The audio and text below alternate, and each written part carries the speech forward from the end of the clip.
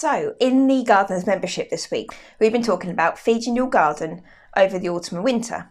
Why you should actually start feeding your garden through the autumn and winter and the benefits it can give. So I wanted to give you a quick rundown of what we've been talking about. And if you wanted to join me in the Gardeners membership, I will leave the link in the description below and you can check it out whenever you like.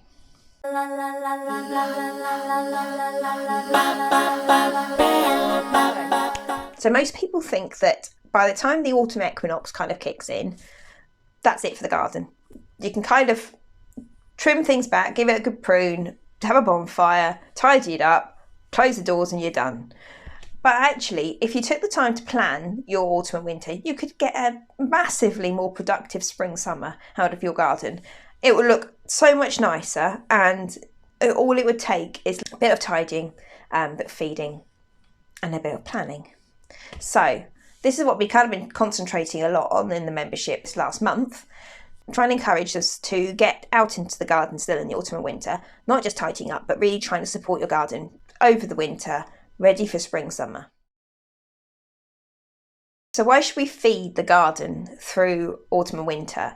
Everyone kind of thinks that their plants are dormant, they're not going to be doing a lot, they don't really need feeding. Is it just a waste of time? No, it's not really a waste of time, because not all plants go to sleep over the winter. As they go to sleep, bless them, they go into hibernation. No, they don't. Not all plants go dormant over the winter. And by supporting, even if they are asleep, even if they are dormant over the winter, supporting them now can actually promote their health and resilience and get stronger buds and stronger flowers for the spring and summer. You can get more from them in the spring and summer if you just take the time to support them now. So by using the right feeds and the right processes, if you like, to support your plants now, you can promote good root growth, you can promote better flowering throughout the spring and summer.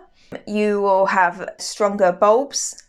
So when the bulbs start to flower in spring or summer and then they die back, there will be bigger and stronger bulbs for it, so you get better display year on year. As I say, it will promote the overall health of your garden to really help the resilience of your plants throughout the autumn and winter, when the challenges of winter can be particularly damaging on plants and they need all the help they can get.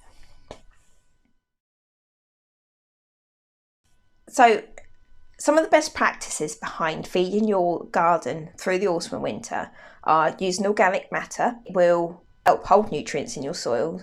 It will help hold moisture as well, which is kind of important when you get into the spring and summer. It will condition the soil as well. So it will help the ecosystem, it will help hold nutrients and create the absorbency and things in the soil. So it really helps condition the soil. The fact it holds nutrients is really important over autumn and winter, because nutrients tend to get leached out the soil when we get lots of rain and cold weather over the winter.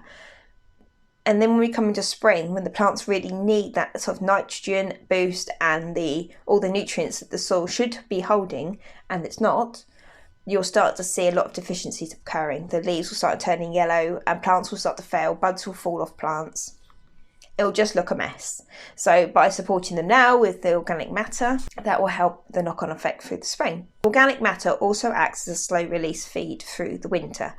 That will last for months. So if you give the garden a good mulch with wet or rotted manure or leaf mould or homemade compost, if you give it a good mulch through the autumn, that will then break down slowly throughout the autumn and winter, get processed by the ecosystem that live in the soil, and then making it accessible for the plants to take up the nutrients. So it's a slow release feed then as it goes through the autumn and winter.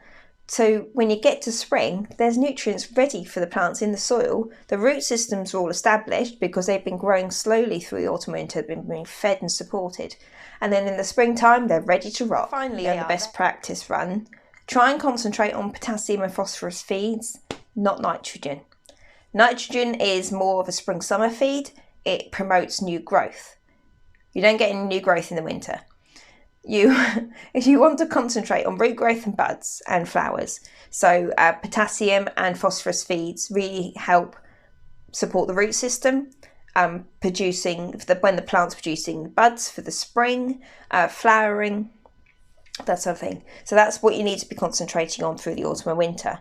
So if you can, use a high potassium or phosphorus feed to support the roots and the buds.